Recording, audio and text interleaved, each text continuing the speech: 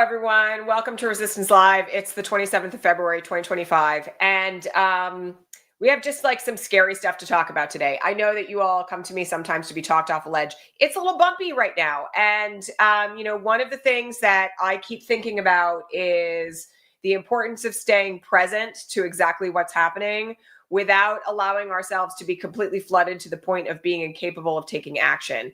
The track you guys were just listening to is actually called The Art of Staying Present. And so that's kind of like an ongoing theme here. We're going to stay present to what's happening, hopefully without getting too overwhelmed or flooded, and continuing, as always, to take action and push back. Okay. First things first, today for our visually challenged viewers, I'm wearing a cream-colored turtleneck sweater. My hair is down. I'm a pink-skinned, green-eyed, dirty, blonde-haired woman, and I am in front of my bookshelf and my yellow utility cart and the big cushy chair behind me, as always. I am coming to you from occupied Muncie, Lenape, and Mohican land, and I'm very grateful that you're here today. Okay, so the first thing we have to talk about is the latest news on immigration. So late yesterday, the Trump administration announced that they are going to set up a nationwide registry that is going to require all undocumented people to register themselves and their children on the registry or face criminal prosecution. Now, I'm not expecting widespread compliance with this for obvious reasons, but I would be remiss if I didn't point out that this is very, very similar to actions that were taken in 1930s Nazi Germany when it came to the creation of records of who was Jewish and who wasn't. And one of the things that I think we all need to be very concerned about here on top of all of this is that, of course, entering the country as an undocumented person is not at the moment a crime. They of course want everybody to believe that it's criminal to come across the border without papers, without, seeking asylum, which is legal. It's actually not. It's considered a civil violation. And so this is an effort to actually criminalize, for the first time, coming into the country without permission, meaning that if you come in, you don't register, you can be subject to prosecution. Now, again, I don't expect widespread compliance because the thing that this will be doing is setting people up for targeting, right? I can't imagine that undocumented folks are going to be racing to put their names on a registry with the Trump administration. But all that said, it does mean that if someone who is undocumented is picked up and they are not already on the registry, they can then be criminally prosecuted. And that is a significant ratcheting up in where we find ourselves. I personally am very concerned about this from the standpoint of what it signals, right?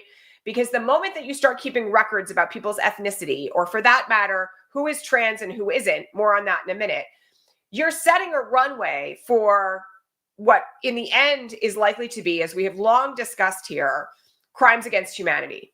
And that on top of the fact that we are seeing right now the use of military bases to begin to set up detention camps around the country for undocumented folks, this frustration with the Trump administration that they are not, quote unquote, deporting enough people. By the way, if you happen to miss it, there was reporting yesterday that deportations under the Trump administration are far lower than they were under Biden right now.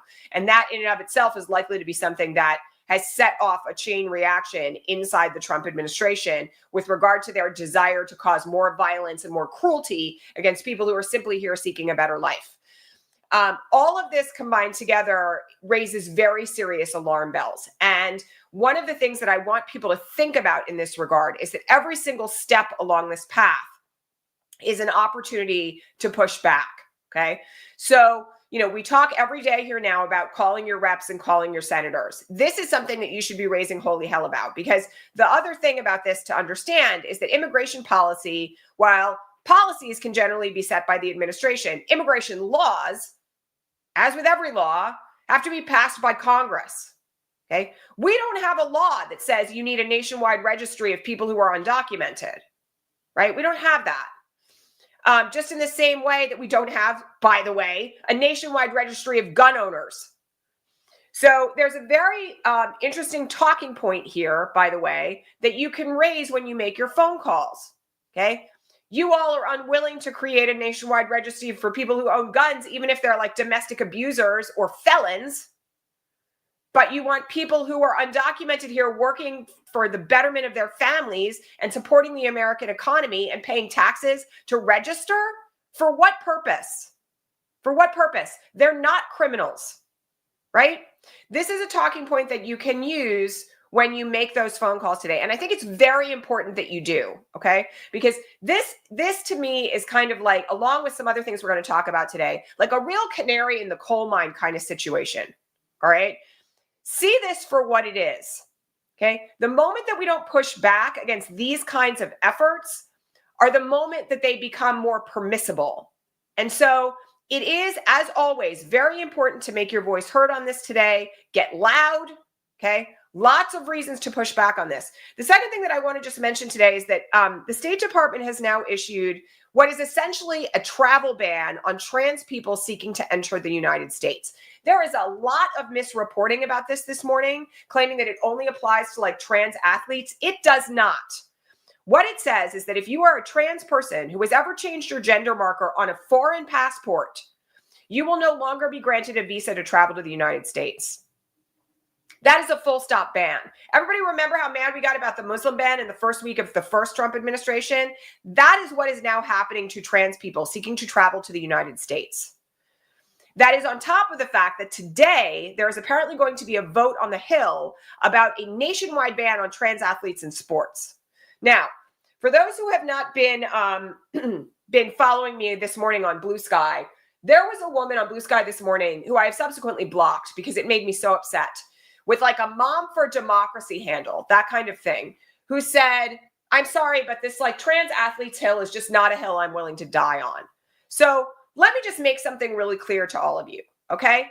The Nuremberg laws, since we're talking about them today in Nazi Germany, one of the first things that they did was require stamps on Jewish passports that said J so that they could be easily recognized and documented, okay?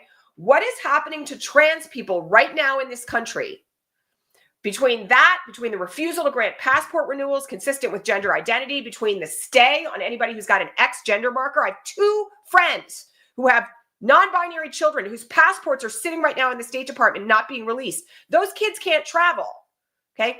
This mirrors exactly what happened in 1938 Nazi Germany, okay?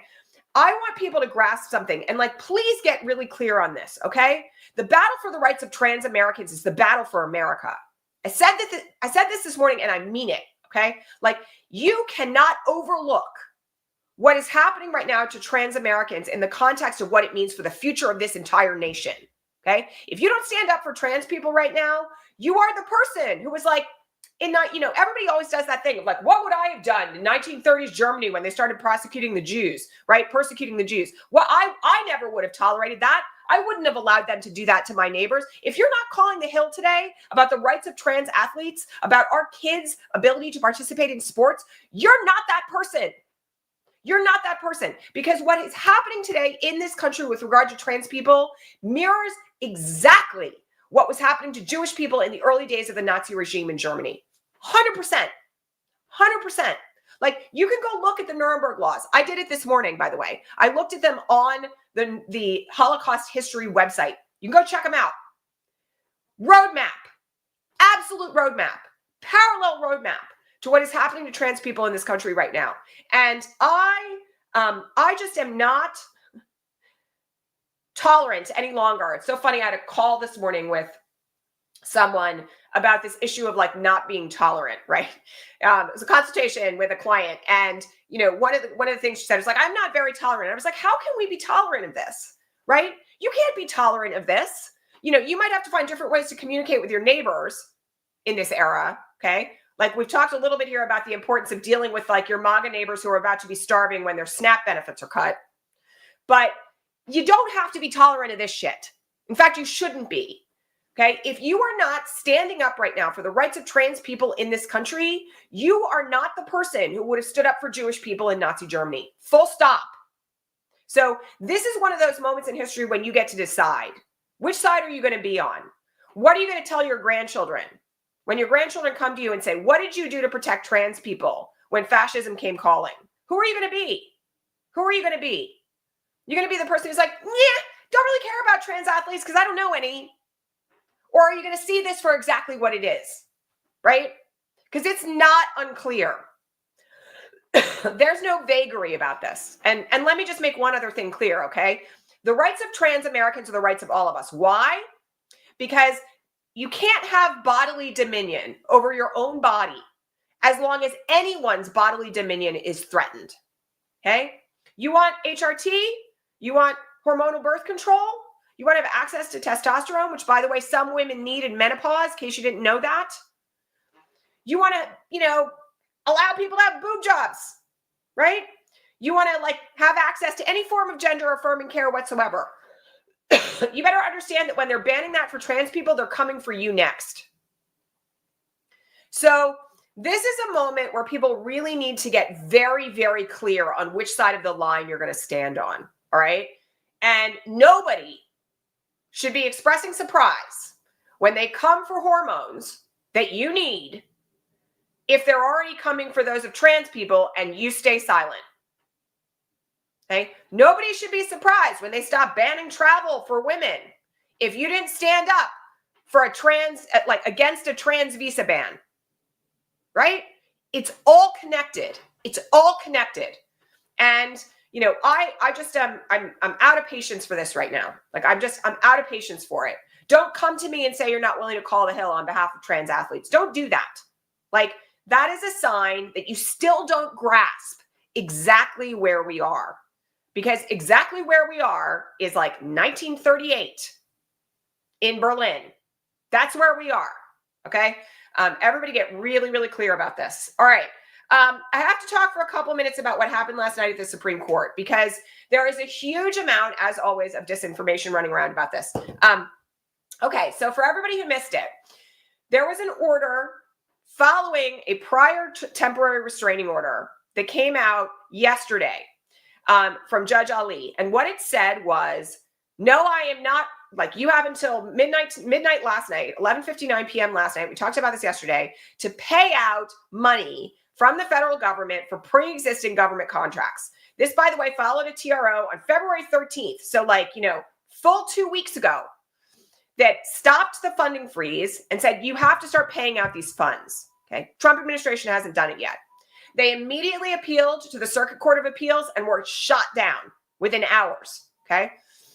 Late last night, they ran to the Supreme Court because they didn't want to pay out this money at midnight.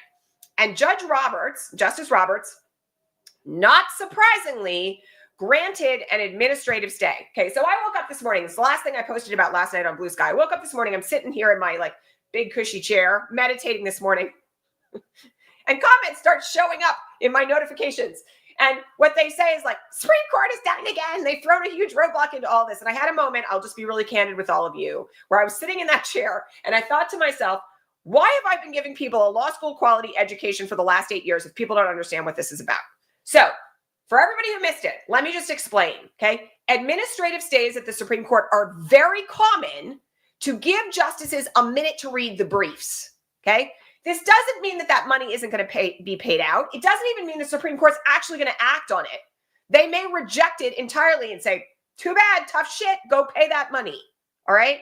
It does not mean that the Supreme Court has stopped the lower court's order.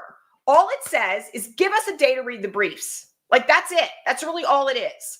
And so there is this moment where, again, I know it's really easy to fall prey right now to doomsaying and it's all awful and everyone is corrupt. This is not that moment, okay? This is a very typical, in fact, so typical that in emergency situations, it happens almost every time. Very typical action by the Supreme Court when they need a minute to read the briefs. So I just want people to take a breath, okay? One of the things about this moment is that our central nervous systems are getting hijacked 24/7. We're in fight or flight or freeze response if we're not managing the flow of information all the time. And a key feature of this moment is you have to know when it's legitimate to get upset about something, right? For instance, a visa ban on all trans people traveling to the United States, very good reason to be outraged. And when a momentary procedural administrative stay by the Chief Justice of the Supreme Court is actually not something you need to be upset about, okay? again, I have moments with this where I'm like, please pick your battles, okay? Like, you do not need to be crazy outraged by a one-day stay so the Supreme Court can read the briefs. You don't need to be outraged about that, when literally their answer may very well be and should be, go pay the money, right? You don't need to be upset about this. This is not a permanent action. It's not even like a temporary restraining order type of action. It's literally an administrative stay. So again, I really want people to get clear about how procedure works. And that's one reason why, like, you know, for the last 8 years, there have been windows of time where I'm like, I'm putting on my ex-Columbia law professor hat and telling you how this works so that you know what to get upset about and what not to get upset about. This is not a big deal. And I am expecting that, you know, by tomorrow at the absolute latest, we're going to hear from the Supreme Court about whether they're taking this or not. Okay. And again, I think everybody needs to be really cautious about speculation about like unitary executive theory, which I know like a lot of people are tossing around right now. We have not had a ruling from the Supreme Court that the unitary executive theory, i.e. the president is a king, is the law. Okay. We haven't had a ruling from the Supreme Court about literally anything that the Trump administration has done yet. And I'm going to say one other thing. When you're the Chief Justice of the Supreme Court and one of your star clerks quits the Southern District of New York U.S. Attorney's Office and her incredibly powerful acting head role that she was given by Donald Trump because Trump's DOJ is trying to do something illegal, you're kind of going to take a closer look at this than you might have otherwise, right? I would not assume under any stretch of the imagination that Chief Justice Roberts is not looking at what we're facing down in this country right now with a fair degree of skepticism, okay? Alito and Thomas are lost causes. I would put a pause on everybody else right now because just like the rest of us, what we are living through is unprecedented. And they know where the lines in the law are. They know that Elon Musk, for instance, is in violation of the Appointments Clause. Okay? Everybody's got to take a really big, deep breath about assuming the worst in the next step, because I'm going to say it again, because I've said it so many times here since January 20th. No one has any idea how this is actually going to go down. No one has any idea, honestly, what next week in the United States is going to look like. And if that's the case, then any action that you take right now can influence the future. The thing that we don't want is people throwing up their hands and going like, why should I bother? Okay, let alone at a moment where under this new looming budget situation that we talked about on yesterday's broadcast, we've got the potential of people being hungry, losing their medical care, elders being kicked out of nursing homes, right? We don't want anybody saying like, it's all gone to hell in a handbasket. I can't do anything to change it. That is straight bullshit. And I'm like really over the cynicism of this current moment. Okay. One of the things that I'm doing, like, by the way, in like the other version of my job daily right now is I'm talking to people who are kind of like, how shall I put it? Highly accomplished people who are really seeking to make like a huge impact in their spheres of influence right now. Long story, relates to something new that we're doing at the Gaia Leadership Project. But I'm just going to tell you right now, there are people everywhere with huge goals, making a huge impact to try to save people's lives. And we need more people doing that, not less. So when you have your moment, okay, of looking at the news and seeing people get outraged about something like this, that like really doesn't deserve it, you have an obligation, in my view, to intervene and say, you know what, this actually isn't that big of a deal, hold your horses. Because otherwise, we cultivate this culture of despair and this culture of helplessness that isn't the reality, actually, that we need most right now. So please take a moment today, if you have been in that boat, and take some deep breaths, okay? And remember that everything that we do right now to move the needle for good makes a difference, okay? You save one person's life, you feed one family through a food bank, you show up and make a donation at a community healthcare clinic. By the way, thank you, Michael Jordan, who opened his 4th clinic today for uninsured people in the United States. Talk about somebody who's making a difference. He's trying, okay? Like, again, every single action that we take right now that helps one person makes a difference. And you can be that person. Don't ever assume that the difference that you can make in your own community or in the lives of people that you know is too small to matter. It's not. In fact, the only thing that is likely to kind of like help in this scenario is people actually showing up for one another. This is one reason why I've been harping so much on mutual aid and dual power for the last 3 months. Okay? Like, that's the answer. You build alternative structures of support when traditional government structures crumble, and that's how we save people's lives. And we need more people getting that, all right? So don't cultivate despair. Please don't cultivate despair. We have more power than we recognize. There's more of us than there are of them, okay? And the resources that are available in this nation among the people who really give a shit about other people are extraordinary and largely untapped, okay? We need more people coming together, not less. So that's my little rant for today. Okay. We did have one really good court ruling yesterday that I want to talk about. Judge Chang barred ICE from arresting people in traditionally protected spaces. There's now another TRO entered on this. I mean, we're up to like, I don't know, 25 TROs right now trying to stop the administration in various forms. This one stops ICE from arresting people in churches, in schools, on school buses, and the like. And this is very significant for those of you who have been involved in sanctuary work. We've spent some time talking about this, about how churches and other houses of worship have historically been places of protection. Also, by the way, sources of community support. Many of you know, like I've shared the story a bunch of times, but the ways in which in 2019, when family separation was happening, sometimes the only way that families were able to get reconnected was through pastors at predominantly Latino churches. Okay, so like the protection factor here really matters a lot. And this ruling is very big, like very big. I mean, again, I know they're going to try to appeal it, but I was very pleased to see it come down. Okay.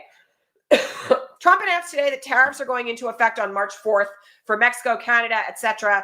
after that delay that began at the beginning of February. I take this one with a grain of salt. I'll be really candid because I think a lot of this may just be Trump wielding power for the sake of feeling powerful.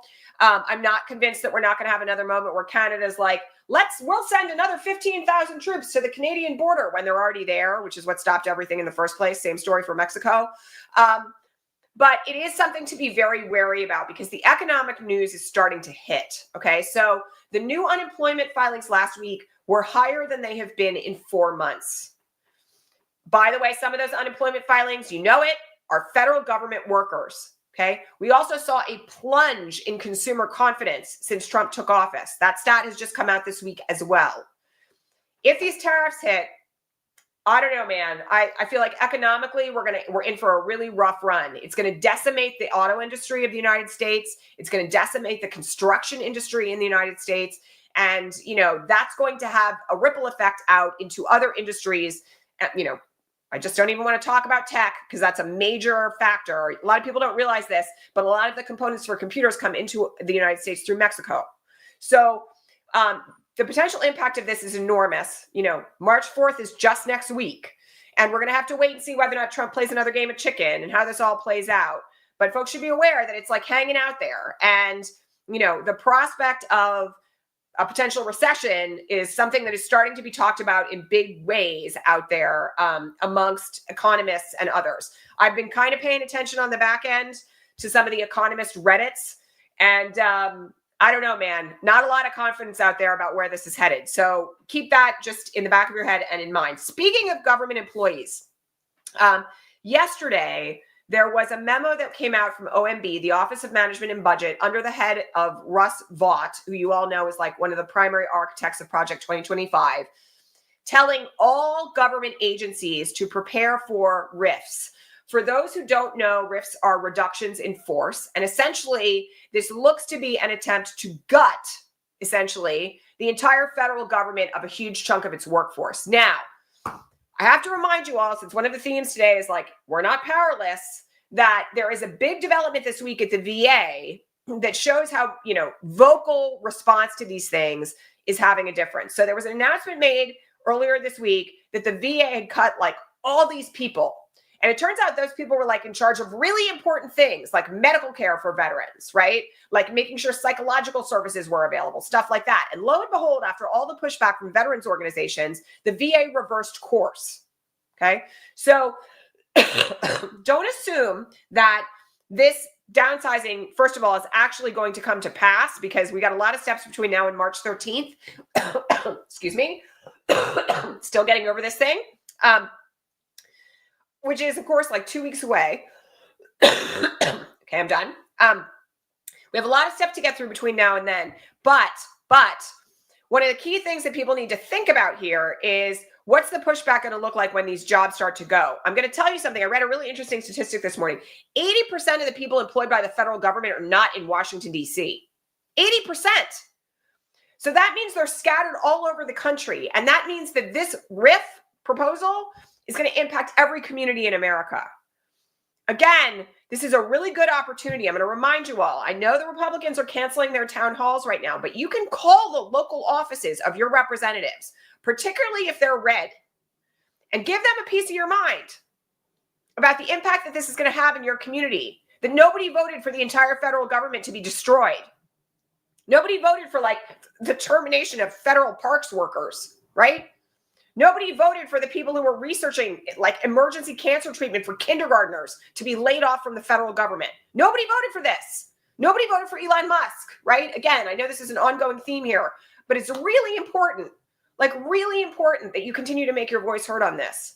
Because part of the problem with this is that once these jobs are gone, getting anybody back into those roles is going to be really difficult. And the ride that we're in for like, the next 2 years at least, assuming that all of this goes through, is going to be really devastating to like millions of Americans, okay? And that's on top of like the proposed cuts to Medicaid and maybe Medicare and definitely SNAP that we talked about yesterday, all right? So again, really, really key right now to continue fighting back. Comment to the person in the chat who is saying the red states will implement DOGE at a state government level. Hold up.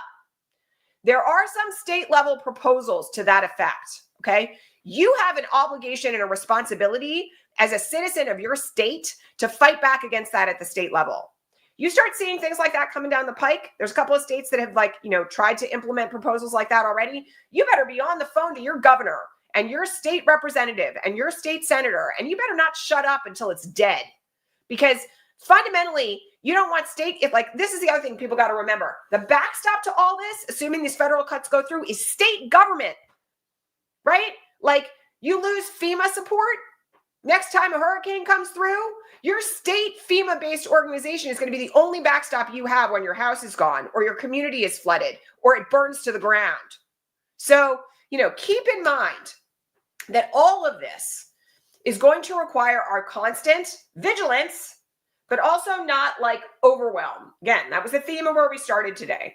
So stay informed, be aware, be mindful of what's happening, but don't neglect the action. Like, the action is just incredibly critical. Okay, that's it for today, my friends. I'm still, as you can tell, recovering from this horrible thing I had earlier this week. So sorry for the coughing. If you like what we do here, please don't forget to subscribe, to hit a thumbs up, drop me a comment if you're watching on the replay, because it tells the algorithm that you like what we're doing here. Please also remember that you can become a paid subscriber over at patreon.com/resistancelive to ask me questions, and I will answer them in writing or on the air for 3 hours before every broadcast. And you also get to join us for a progressive coffee hour every Sunday. So there will be a progressive coffee hour this weekend for our Patreon subscribers, and you can join us for that. It's a much more loosey-goosey kind of broadcast. Ask me anything. Other than that, I will catch you all here tomorrow at regular time, all right? Hang in there, people. It's, the one thing I just want to remind you all of, and there's another Fridays in Trumpland coming on this on my Substack tomorrow, is just remember that, like, in addition to the fact that I know this is all really scary, these are also all really ignorant, unqualified, uninformed people. And I know that for some, the silver lining of, like, I don't know, they're dumb and they don't know what they're doing and they're arbitrarily hacking away at government services and that's really unfair is not a consolation. But at the same time, like, the incompetence and the pushback right now from the federal judiciary are something of a saving grace, okay? So please remember this also, that they're going to signal all sorts of horrible shit. And whether or not it actually comes to pass is yet to be seen. All right, my friends, I'll see you back here tomorrow. Thanks so much. Enjoy the rest of your Thursday. All right, hang in there.